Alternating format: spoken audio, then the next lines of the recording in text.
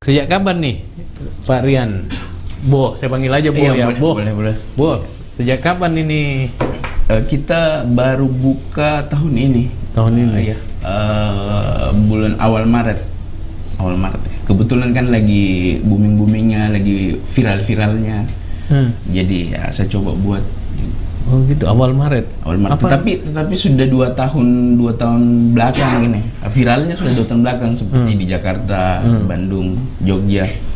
Hanya di Makassar belum. Baru tahun ini ya. Baru tahun ini hadir. Berarti saya sapi di Makassar satu-satunya miliknya Bo ya?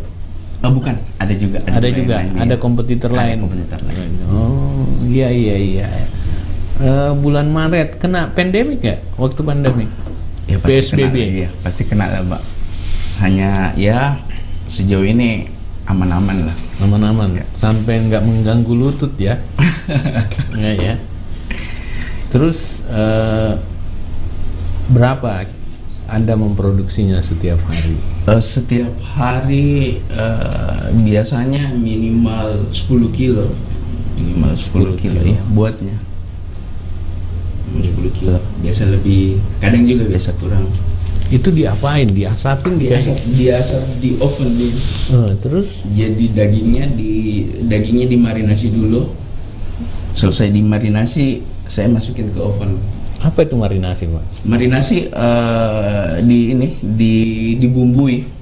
Ya, dibumbui dulu, disimpan semalam biar bumbunya meresap ke dagingnya. Baru saya asap. Ya.